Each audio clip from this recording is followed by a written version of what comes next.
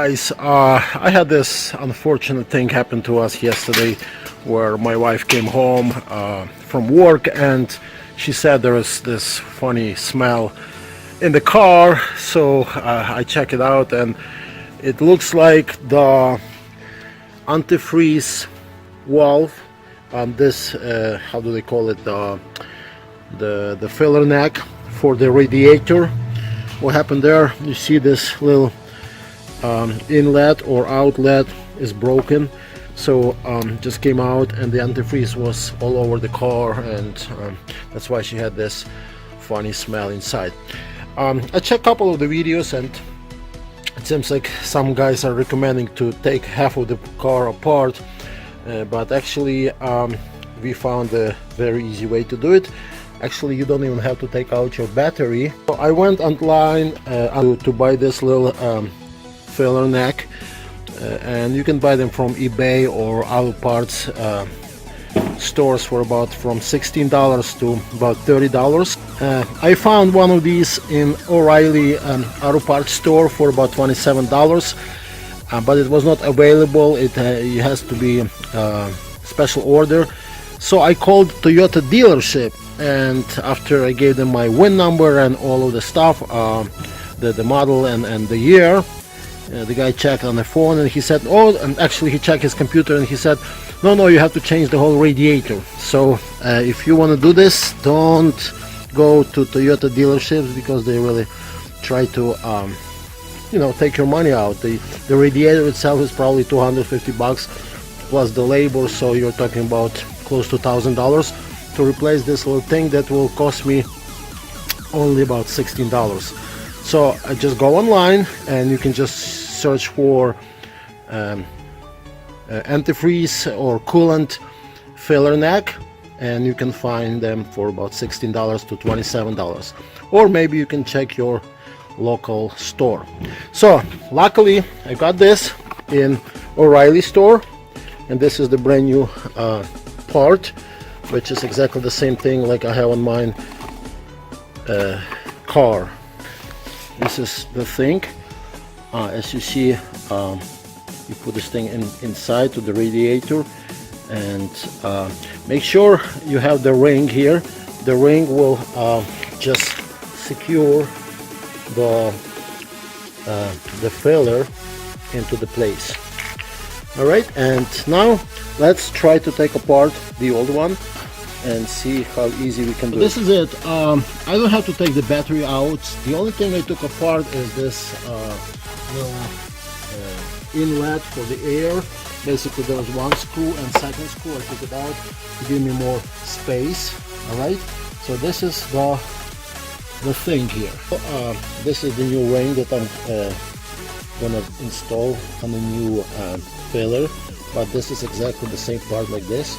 So basically some other guys recommend a lot of tools. I'm just using my screwdriver here and trying to go underneath and pry it. Try to pry it like from one side and then the other one. Okay, here it goes. All right. Oh, it just went out. All right, it came out. So this is my new one. It just came out of this. All right, so now the ring is out and the filler looks like this. You see some openings there on both sides. That's where the ring was holding it inside.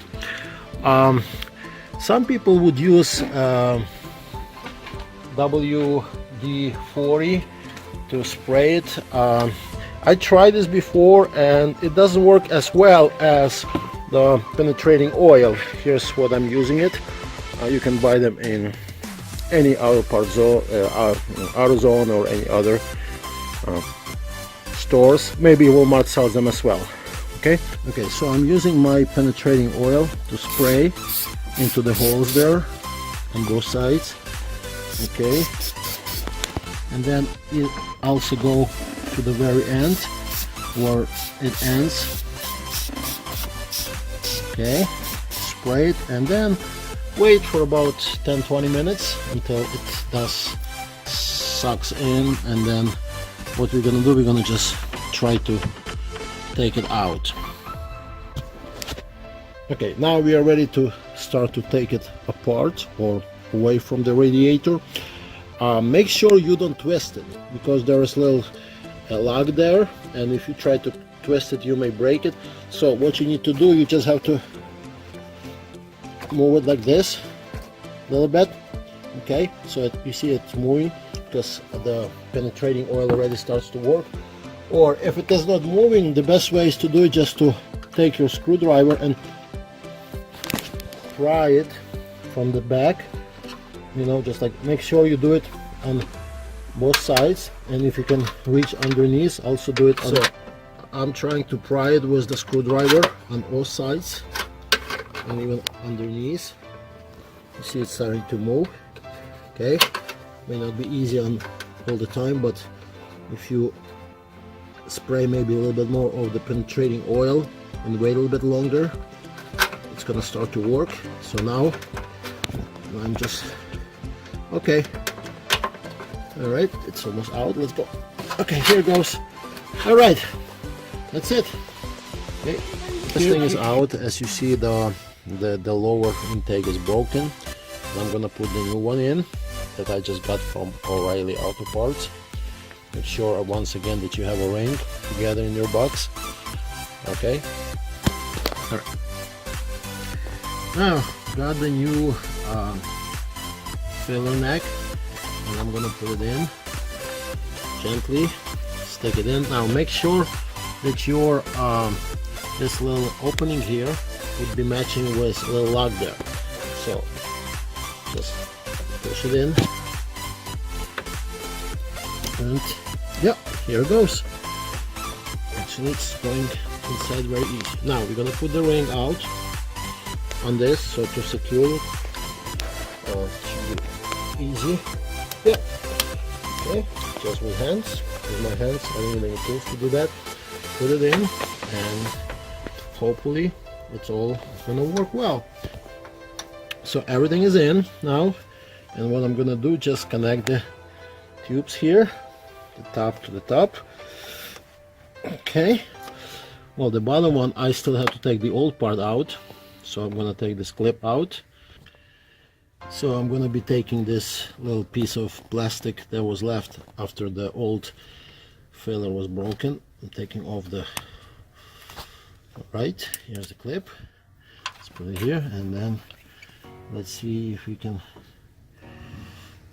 Okay, well, actually crumbles. You may not have to do that, but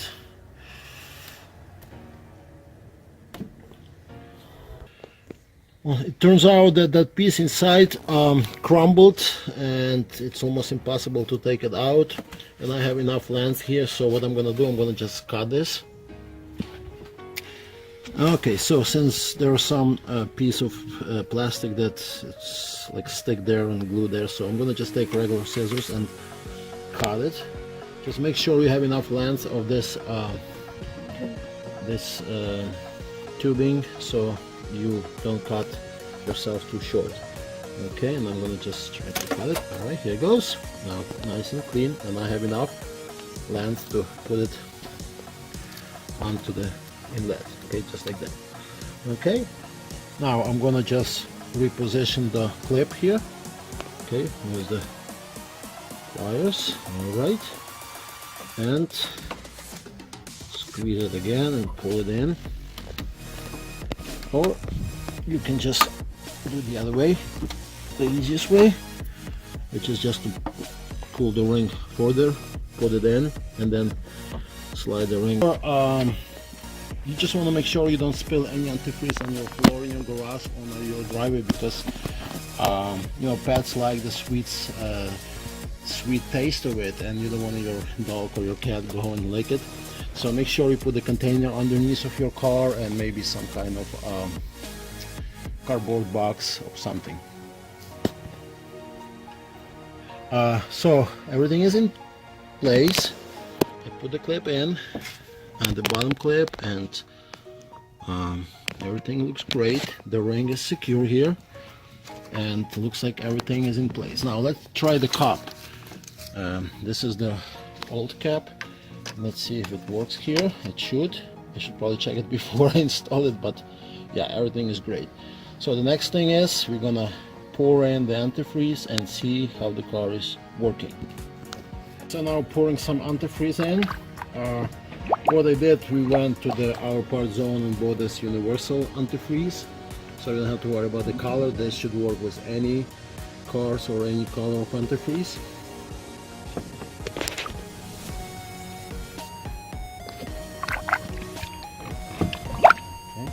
Now it's the moment of truth.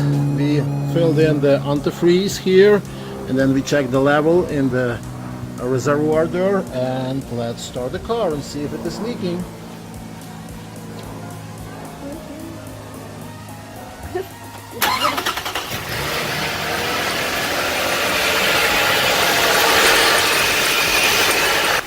To wash all of the leftovers from the antifreeze is just to hose it with the water.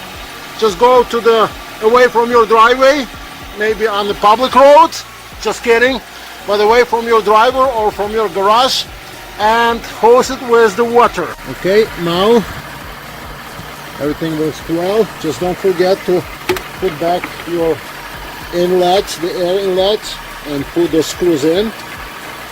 And then what we're gonna do, we're gonna just wash it with the water, hose it down. Okay, and now we're gonna just hose it with the... Just be careful with your battery, don't put too much water on your battery because you don't wanna...